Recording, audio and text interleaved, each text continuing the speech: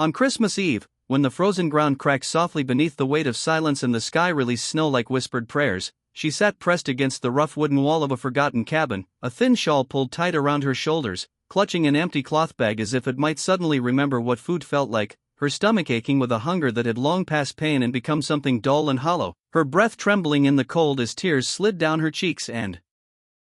froze at the edges before they could fall, because hope itself seemed to freeze faster than water in this land. She had come across miles of uncertainty as a mail-order bride, trading her name and youth for the promise of warmth, safety, and belonging, only to arrive too late, only to find a place where welcome had not yet learned her face, where doors stayed shut and voices stayed distant, and now Christmas had arrived without mercy, bringing memories of candlelight and bread and laughter that felt like stories from someone else's life, and she wondered if faith could survive hunger, if love could survive the cold, if she herself would survive the night. The small fire basket beside her flickered weakly, its warmth barely touching her numb fingers, yet she stayed close to it as though it were the last living thing willing to keep her company, while the snow gathered silently in her hair and along the hem of her dress, and in her mind she replayed every decision that had led her here, every letter written in careful handwriting, every promise sealed with ink instead of certainty.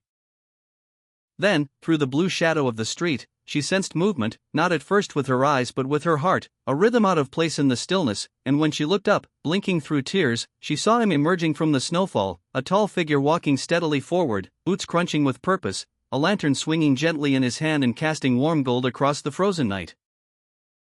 Behind him, a white horse pulled a wagon slowly, patiently, and within it sat children wrapped in blankets, their eyes wide and curious, faces pale but alive with quiet wonder, watching her as if she were part of a story unfolding before them.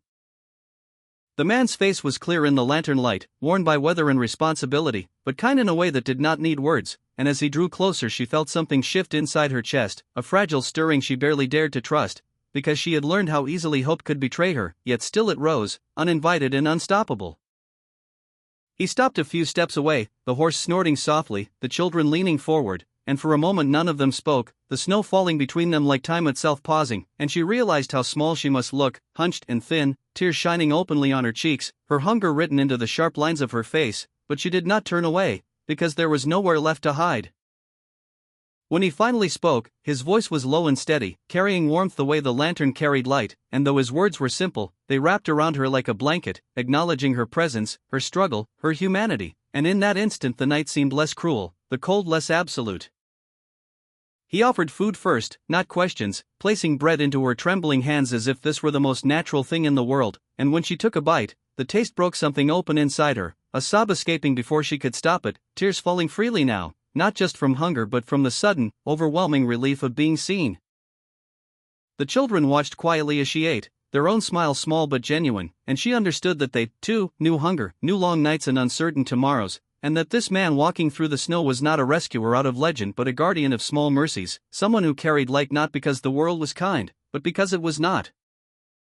As the fire crackled a little stronger and the lantern glow stretched across the frozen ground, she felt the night change, not in temperature but in meaning, because the frozen earth beneath her no longer felt like a grave but like something waiting, something that might one day thaw, and when he finally held out his hand to help her stand, she took it, feeling the strength there, the promise not of perfection but of perseverance. And in that simple gesture, on that cold Christmas Eve, she realized that love does not always arrive wrapped in certainty or comfort, but sometimes walks toward you through snow and silence, carrying food, children, and a quiet determination to keep going, and as she stepped forward into the lantern light, tears still shining on her face but no longer alone, the frozen ground bore witness to the moment hope returned, fragile yet alive, enough to carry them all through the night.